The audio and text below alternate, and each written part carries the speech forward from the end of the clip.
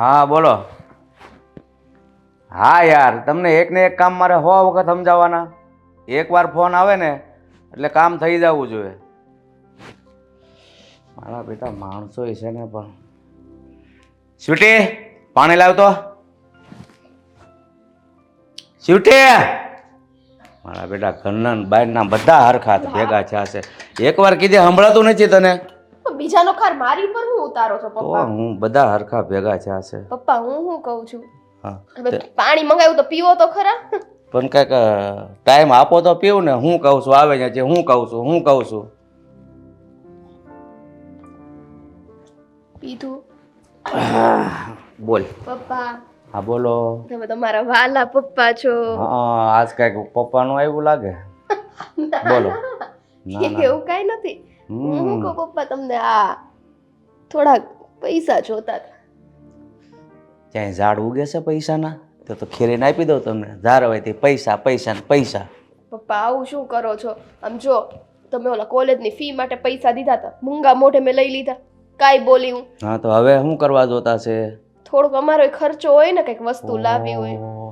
એ તો મારે ભૂલાઈ જ ગયું. મારી લાડકી હવે મોટી થઈ ગઈ છે, થોડોક હાથ ખર્ચો જોવે. કેટલા જોવે છે? વધારે નહીં, મળી જશે બસ. કેટલા? 500. 500 નહીં, 5000. 5000 હવે તારે. એ ગરીબડા આવ્યા. આવો. બેસો. તમારું આંગણું પાવન કરી દીધું. આજ તો તું તારી મમ્મીને સાથે લઈને આવ્યું છે. બોલો, શું આવવાનું થયું છે? આવવાનું શું થયું છે એટલે ભૂપતભાઈ, આજથી લગન અમારી મિલકતનો હિસ્સો મેં તમારી જોડે એટલો બધો દાબીને માંગ્યો નથી. અત્યાર સુધી જઈ મેં તમને કીધું છે ને, તો ભાઈ સાહેબ બાપા કરીને હાથ જોડીને મેં તમારી પાસે અમારો મિલકતનો ભાગ માંગ્યો છે. તો તમે એ ગણકાર્યું નથી. અમારો મિલકતનો હિસ્સો તમે પ્રેમથી દઈ દો ને તો સારી વાત છે, નકર પછી મારે જોરથી બોલવું પડશે. હો, જોરથી બોલો. કાં જોરથી અમારો મિલકતનો હિસ્સો દઈ દો. એલા જોરથી. અને ના આપીએ તોય જોરથી બોલશે. અમારો મિલકતનો હિસ્સો દઈ દો એમ અમે તમને પ્રેમથી કહીએ છીએ, તો તમને સમજાતું નથી? નહીં સમજાયો છો. જોરથી બોલશો ને તો જ મારા પપ્પા સાંભળશે. સ્વીટી, અમે અહીંયા અમારી મજાક બનાવવા માટે નથી આવ્યા, વાતચીત કરવા આવ્યા છીએ કાકા. ખુદ જ મજાક છે બે, તો એમ કહે છે. કાકા, મારા મમ્મી તમારી સાથે વાત કરે છે, તમે એમને કંઈક જવાબ તો આપો. તમારું ભાષણ પૂરું થાય તો જવાબ આપું ને. હવે હું જાણવા માંગુ છું કે પ્રેમથી નહીં આપીએ તો તમે શું કરી લેશો? તો પછી અમે કાયદેસરની કાર્યવાહી કરશું. જોરથી બોલો એમ કીધું તમને. તો પછી અમે કાયદેસરની કાર્યવાહી કરશું. નો સંભળાયું ને પપ્પા? ના પાડો, જોરથી બોલો. એમ તને નથી સંભળાતું ને? તો પછી હવે સંભળાવતા અમને આવડે છે. અને તું આટલી નાની થઈને તું મારી સામે ઊંચા અવાજે વાત કરસ? નાના મોટાનું કાંઈ ભાન નથી લાગતું તને? મને તો બીક લાગે છે. આ કેવી ધમકી આપે છે. એ ડોસલી, આ તારું ભાષણ છે ને બંધ કરજે. આ તારું ઘર નથી હો. અહીંયા ઊભી ક્યાંની ફાટી પડી છો. આ મને કહે છે પપ્પા કયો આને કાંઈક. સ્વીટી, આ તું મારા મમ્મી જોડે કઈ રીતે વાત કરે છો? તારી માં કેમ વાત કરી છો ને, અને તમે ઊભા હો પપ્પા, કયો ને આને. અરે એને એનો બળાપો બહાર કાઢવા દે. આ મિલકત હાથમાંથી ગઈ છે એટલે થોડો ઘણો હાથમાં બળતો હોય એની વરાળ કાઢી લેવા દે ને. આપણે ક્યાં આપી દેવી છે? બોલવા દે. બોલ છોડ. સ્વીટી, તારી માં જીવતી હતી ને તો એ તો એટલી હારી હતી ને, વાત ન પૂછો. અરે તારી માનું તો એક રૂવાડું તારામાં નથી આવ્યું બેટા. એ તો હારી જ હતી, પણ તમને એમાંથી કઈ સંસ્કાર ન આવ્યા એટલે મારી હારે જીભા જોડી કરવા તમે આવ્યા. કાકા, અમે મારો હક માંગવા આવ્યા છીએ, તમારી જોડે જીબાજોડી કરવા નહીં. અને આજ સુધી અમે તમને વિનંતી સિવાય કંઈ નથી કર્યું. હંમેશા તમારી સાથે પ્રેમથી જ વાત કરી છે, પણ જુઓ હવે અમારી ધીરજ ખૂટતી જાય છે. હવે તમે અમને અમારો હક હિસ્સો નહીં આપો ને. અરે મારી દીકરી, તારે જો શાંતિથી જિંદગી જીવવી હોય ને તો હંમેશા મારી સાથે પ્રેમથી જ વાત કરજે. અને એની માને જરાક કહી દો, આમ આંખો એના ડોળા નીચા રાખે, એના બહુ ઉડે. એની માં તો નાક શરમ વગરની છે. 17 વાર મારી પાસે આવી ગઈ છે, હક આપો હક આપો, હાથ નથી હલાવવા, હક જોતો છે. અમે અમારા હાથ હલાવીએ જ છીએ. આવી રીતે જ અમે અમારી જીભ ચલાવી હોત ને તો તમે અમારી સામે શેતાન બનીને ઊભા ના હોત. મમ્મી, મને નથી લાગતું કે આ લોકો આપણને પ્રેમથી આપણો હક કે હિસ્સો આપે. એટલે તો હવે પછી તો હું કરીશ બોલ? શું કરી લેશું એટલે? ભૂપતભાઈ, તો અમે હવે પોલીસ કેસ કરશું. પોલીસ કેસ કરવાનો છે તમારે? તમારે જે કરવું હોય ને એ કરજો, બાકી એ તમારી અરજી પણ નહીં જોવે. સમજી ગયા તમે? મારું નામ પડે ને એટલે કોઈ જગ્યાએ અરજી સ્વીકારવામાં નહીં આવે. એટલે મહેરબાની કરીને તમારે જે કરવું હોય ને એ બહાર જઈને કરજો અને મારા ઘરમાંથી અત્યારે નીકળો તમે. પોલીસ અરજી હું કામ નહીં લ્યો અમારી? અરે પોલીસ તો બધાની સેવા કરવા માટે બેઠી છે. તમારે જે કરવું હોય ને એ કરો અને અહીંયાથી નીકળો. મારા બેટા પોલીસ કેસ મને ધમકી આપે છે મને. જોરદાર હો. આ નીકળો. હા, પેલું કામ તમે મસ્ત કર્યું. આ ડોસલીને ધક્કો મારીને આ એની ઓકાત છે આજ. મારા બેટા મારી પાસે મને શિખામણ આપવા આવે. પપ્પા શાંત થઈ જાવ. આપણે તો શાંત જ છીએ, પણ એ લોકો જો હવે ફરી વાર આવ્યા ને એટલે મારા ન બોલવાના શબ્દ ન બોલવા પડે ને તો સારું. હવે નથી લાગતું કે આ ધક્કો ખાયા બાદ આવે. ચા બનાવું મસ્ત તમારી માટે આ વાત ઉપર. હું નાખીશ સામા? અદરક. હા વાહ, બહુ સમજુ થઈ ગયો. જા બનાવ ફર્સ્ટ ક્લાસ ચા.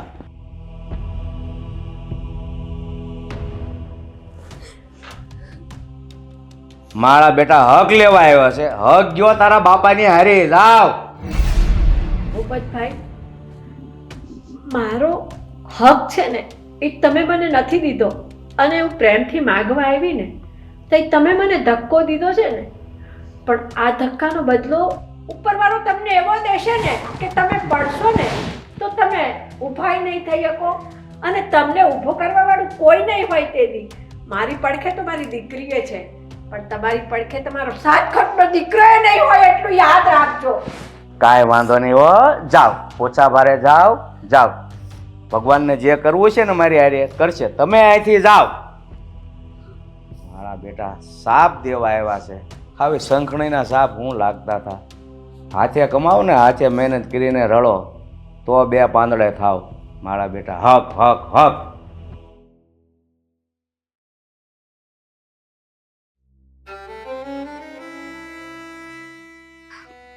મમ્મી, તમને વાગ્યું તો નથી ને? ના બેટા, છે ને દિલના ઘા વાગ્યા હોય ને એને આ પડવાના ઘા તો કાંઈ નજરમાં ન હોય દીકરા. મમ્મી, સોરી કે હું તમારી વાત ના માની. તમે મને કીધું જ હતું કે આ લોકો પાસે જવા જેવું છે જ નહીં, અને આ લોકો માને એવાય નથી. પણ હું જ હતી કે મારી વાતની જીદ પકડીને બેઠી હતી. બેટા, આ જોયું તમે? આ જુઓ, કાકા અને અશોકભાઈ આ લોકો ગાડીઓમાં ફરે છે અને આપણી પાસે રહેવા માટે એક ઘર સુદ્ધા નથી. કેવી જિંદગી છે આપણી. બેટા, તું હું કામ માફી માંગે છે? અરે એમનો તો સ્વભાવ જ એવો છે. આપણે હારા છીએ ને, આપણે આપણી હારપ નથી મૂકી શકતા, અને એ એવા ખરાબ છે તો એ એમની જે માણસાઈ ભૂલી ગયા છે ને એ માણસાઈ એમણે છોડી દીધી છે, તો એ લોકો એમની જે ખરાબ આદત છે એ નથી મૂકી શકતા. એમાં તારે માફી માંગવાની જરૂર નથી બેટા. મમ્મી, મને તો એ અફસોસ છે કે પપ્પા આપણને મૂકીને શું કામ જતા રહ્યા. જો પપ્પા હોત તો આપણે આવડા મોટા ઘરમાં રહેતા હોત, આપણી પાસે રહેવા માટે સારું ઘર અને આવી ગાડી હોત. હા, પણ જ્યારથી પપ્પા ગયા છે ને આપણે સાવ નોંધારા થઈ ગયા છીએ. બેટા, તારા પપ્પા જે જગ્યાએ ગયા છે ને ત્યાં તો એમનુંય ન હાલે, મારુંય ન હાલે અને તારુંય ન હાલે. ઉપરવાળાના ઘરનું તેડું આવે ને તો બધાએ જતું રહેવું પડે છે. તારા પપ્પાને કાંઈ થોડું જાવું તું? એમને થોડું એમ હશે કે હું મારી દીકરીને અને મારી પત્નીને મૂકીને જતો રહું. અરે માણસ બહારગામ ગયો હોય ને તો એના પાછા આવવાની આશા હોય કે કોક દી માણસ આવશે, પણ તારા પપ્પાએ તો એવી જગ્યાએ ગયા છે ને કે એના પાછા આવવાની આશાએ આપણે નથી રાખી શકતા બેટા. પણ બસ મમ્મી, હવે બહુ થયું. હવે આપણે ચૂપ નહીં બેસી રહીએ.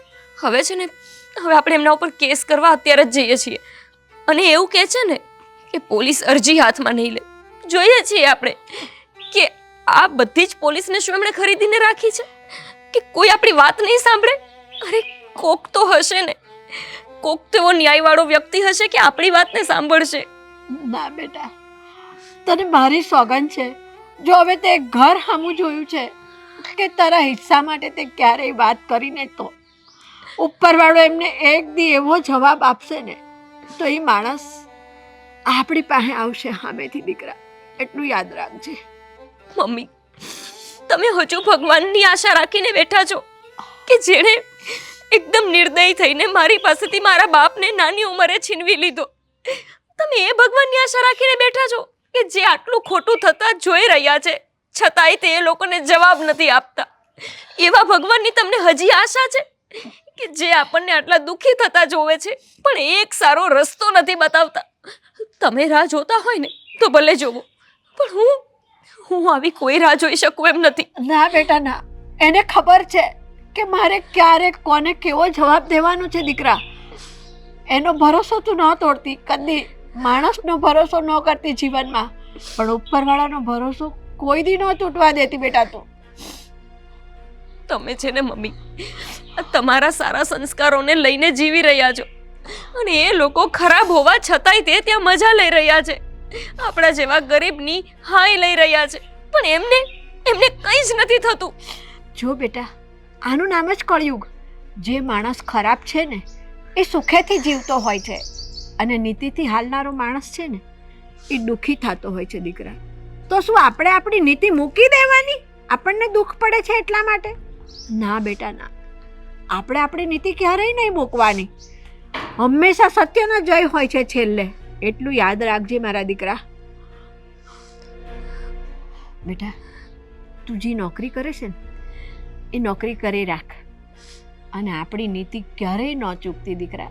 તારી માને આટલી તકલીફ પડી છે તો એ તારી માએ એની નીતિ છોડી છે?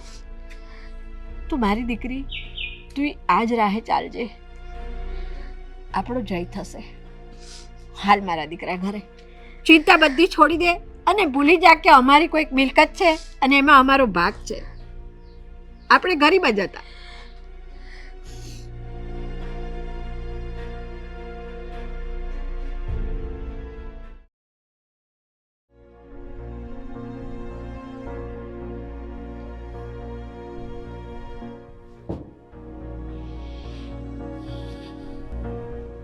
લે, ભાઈ તો હજી અહીંયા બેઠા લાગે. કેમ નોકરીએ નથી જવું? નહીં. કેમ? નથી જવું. કેમ? નથી જવું. હું કેમ? અરે પણ નથી જવું એનું કોઈ કારણ ખરું?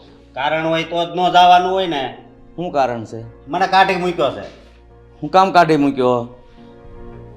હવે એટલા વાગે આવજે ને એટલા વાગે આવજે ને દરરોજ મારે સાંભળવાનું, એટલે મેં કહી દીધું કે મારે છે ને જ્યારે ટાઈમ હોય ને ત્યારે હું આવે. એ તારું ડોહું કોકનામાં નોકરી કરવી હોય ને તો ટાઈમે જવાય. આમ હજી 10 વાગ્યા તો અહીંયા બેઠો છો, પછી કાઢી જ મૂકે ને. એ કાંઈ નથી, મને 5 લાખ રૂપિયા મહિને આપી દેતા, બરોબર? 50,000 રૂપિયા આપે છે. ત્યાં હવે ત્યાંથી નોકરી મળી કાઢી મૂક્યો, હવે પૈસા ક્યાંથી લાવીશ? પૈસા લાવવાના નથી, તમારે દેવાના છે. શેના? મારે ઘરનો કાક બિઝનેસ ચાલુ કરવાનો છે, સમજ્યા? એટલે 10 લાખ રૂપિયા મને આપજો. ઘરનો બિઝનેસ ચાલુ કરવો હોય તો જાતે કમાઈને મૂડી ભેગી કરો, પછી જે બિઝનેસ કરવો હોય એ આરામથી કરો. તમે કેવા બાપ છો ને એ મને નથી ખબર પડતી. આ નથી દેખાતું કેવો શું એમ? બસ ખાલી મૂછું વધારતા આવડી, છોકરા સામું કોઈ દી નથી જોયું. છોકરા સામે જોયું છે ને એટલે જ આ બધું હું ટકાવીને બેઠો છું. બાકી ન જોયું હોત ને તને આપી દીધો હોત ને તો મારે કોઈક પાસે જવું પડે, મને આપો ને, કંઈક આપો ને. આખી સોસાયટી મને વાતો કરે એ કે તમારી પાસે એટલી પ્રોપર્ટી છે, મિલકત છે, દેહમાં જમીન, તો એ કે તું નોકરીએ જાશો. મેં કીધું શું કરવું? તારી ડોહી દેહની જમીન તો છે ને કેદુની વેચીને અહીંયા લીધી છે બીજી જમીન. એ વાતની જાણે મન ન કરી તમે. પણ તું જાણ કરા જવડો થયો છો ક્યાં હજી? કાલ તમને એટેક આવી ગયો તો હે ભગવાન, આવું તારા બાપ વિશે વિચારે છો? આવા બાપ હોય તો આવું જ વિચારે ને. આવા એટલે તને કેવા લાગે છે? મારો બેટો કાંઈ બોલતો નથી એટલે સડતો જાય છે. બાપ સામે કઈ રીતે સભ્યતાથી વાત કરવી ખબર પડે છે કાંઈ? પેલા બાપ બનતા શીખો, પછી છોકરાને સલાહ આપજો. તું પહેલા છે ને છોકરો બનતા શીખ. જ્યારે હોય ત્યારે બાપ સામે માગતો જ હોય પૈસા લાવો પૈસા લાવો. કાંઈ વાંધો નહીં. જિંદગીમાં મેં પહેલી વાર લાફો ખાધો છે. ઈ તે આ મારા બાપનો. પણ યાદ રાખજો, ક્યારેક મારી જરૂર પડશે. ભલે મિલકત તમારે નામે રહી, કરોડપતિ રહ્યા, પણ જે દિન તે દી મારી જરૂર તમને પડશે. અરે બાપને દીકરાની જરૂર પડે જ, તે એમાં કાંઈ નવાઈ નથી. અને તું એટલે ડોશીની જેમ ક્યાં ઊંચા અવાજે બોલવા લાગ્યો? ખબર છે એ ડોશી અહીંયા આવી તો કેવી હાલત કરી હતી? એટલે એવી હાલત તારી ન થાય ને એ પહેલાં તમે છે ને કામ ધંધે લાગી જાઓ. કાઢી મૂકો ને. આમાં ક્યાં ક્યાંય મારું નામ લખેલું છે? તમે હું આપી દીધું છે અત્યાર સુધીમાં? નામ લખવાની લાયકાત હોવી જોઈએ, લાયકાત. એમનામ બધું નામે ન થાય. એ બધું પડતું મૂકો ને. હવે આ મેં તમારી પાસે પૈસા માંગ્યા 10 લાખ રૂપિયા, એ આપવા છે કે નહીં? મારે છે ને મારે ધંધો ચાલુ કરવો છે. 10 લાખ મારી પાસે તો અત્યારે ખાલી આ 5 લાખ છે. જોતા છે તો આપું બીજા 10 પૂરા કરું કે પાસે હાલ છે? મારા બેટાને નોકરી કરવી નથી અને પાછો ધંધાનો દીકરો થાય.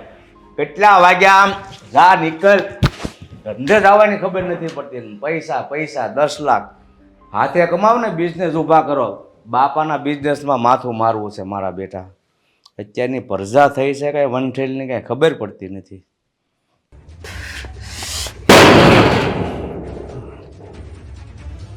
મારા બાપે મારી ઉપર હાથ ઉપાડ્યો. હું હા લાફાનો બદલો તો લઈએ જ, અને એને એવો સબક શીખવાડીશ ને કે એ એક દિવસ બોલી જાહે કે હું એનો દીકરો છું. બાકી હું નોકરી તો નહીં જ કરું. હા.